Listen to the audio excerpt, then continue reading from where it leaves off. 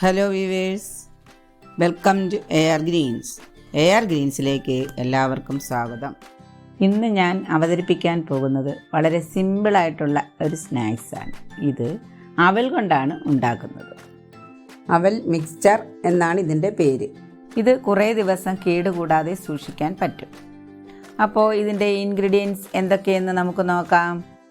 അവൽ 500 ഗ്രാം, കപ്പലണ്ടി 250 ഗ്രാം, കടലപ്പരിപ്പ് 250 ഗ്രാം. ഇത് രണ്ടും നിങ്ങൾക്ക് കൂടുതൽ വേണമെങ്കിലും എടുക്കാവുന്നതാണ്. പിന്നീട് വേണ്ടത് വെളുത്തുള്ളി. അത് ഞാൻ ഇത്രയും എടുത്തിട്ടുണ്ട്. അതും ഓരോരുത്തരുടെ ഇഷ്ടമനുസരിച്ച് എടുക്കാം. ഇനി വേണ്ടുന്നത് കറിവേപ്പില. അടുത്തതായിട്ട് 20 വറ്റൽമുളക്. അത് 2 or 3 ആയി മുറിക്കാം. നീളത്തിനനുസരിച്ച് ചെറുതായിട്ട് മുറിക്കാം. വെളുത്തുള്ളി എടുക്കുമ്പോൾ തൊലി കളയരുത്. അതൊന്ന് വൃത്തിയാക്കി ഇതുപോലെ ഒന്ന് പൊട്ടിച്ച് വയ്ക്കുക.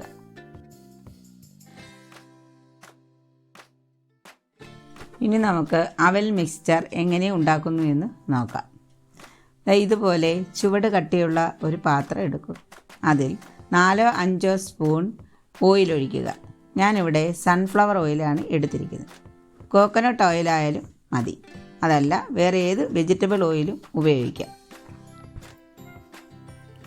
എണ്ണ ചൂടാകുമ്പോൾ അതിലേക്ക് എടുത്തു വച്ചിരിക്കുന്ന വെളുത്തുള്ളി ഇട്ട് കൊടുക്കും. തീ അല്പം കുറയ്ക്കാം.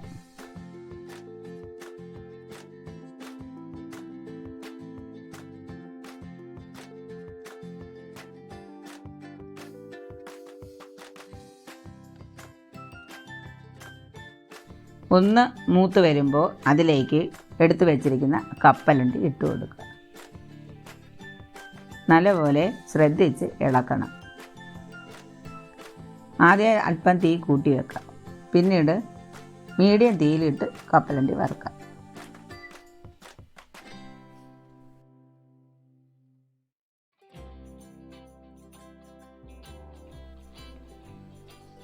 ഇപ്പോൾ ഇത് ശരിയായിട്ടുണ്ട്. ഇനി ഞാൻ ഇതിലേക്ക് വറ്റൽമുളകാണ് ചേർക്കുന്നത്. അത് ഒന്ന് ശ്രദ്ധിച്ച് ഇളക്കണം. ഒന്ന് നിറം മാറുന്നത് വരെ ഇളക്കണം.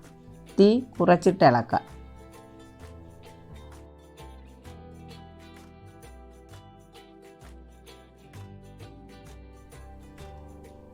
ഇപ്പോൾ ഇത് പാകമായെന്ന് തോന്നുന്നു.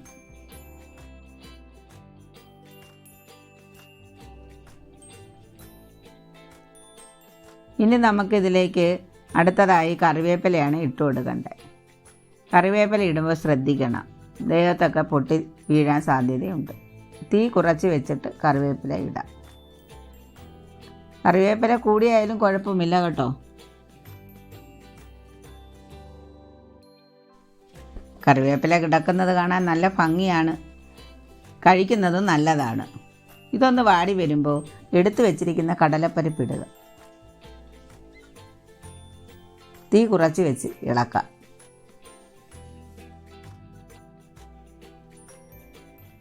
കടലപ്പരിപ്പ് ഒന്ന് മൂത്ത് വരുമ്പോൾ ആവശ്യത്തിന് ഉപ്പ് ചേർക്കാം.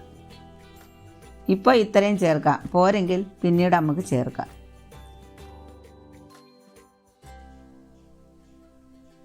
ഇതിന് ശേഷം 1 സ്പൂൺ മഞ്ഞൾപ്പൊടി ചേർക്കാം.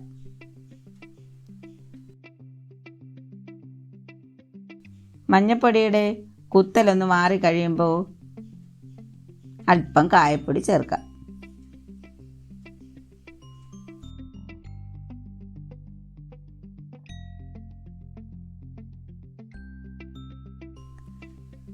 ഇതിന് ശേഷം നല്ലപോലെ ഇളക്കുക.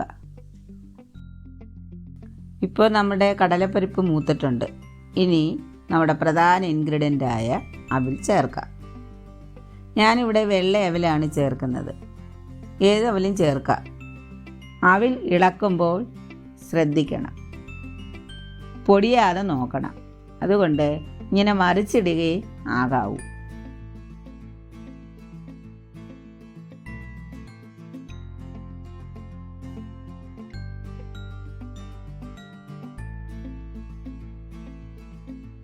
ഇനി ഇതിലേക്ക് 4-5 സ്പൂൺ പഞ്ചസാര ഇടാം. ഇഷ്ടമില്ലാത്തവർ ഇത് ഇഡ്ഡലിയിലും ഒന്നുമില്ല. ഇത് ഓപ്ഷണലാണ്. കുട്ടികൾക്കാണെങ്കിൽ അല്പം കൂടുതൽ പഞ്ചസാര ചേർത്ത് കൊടുക്കാം.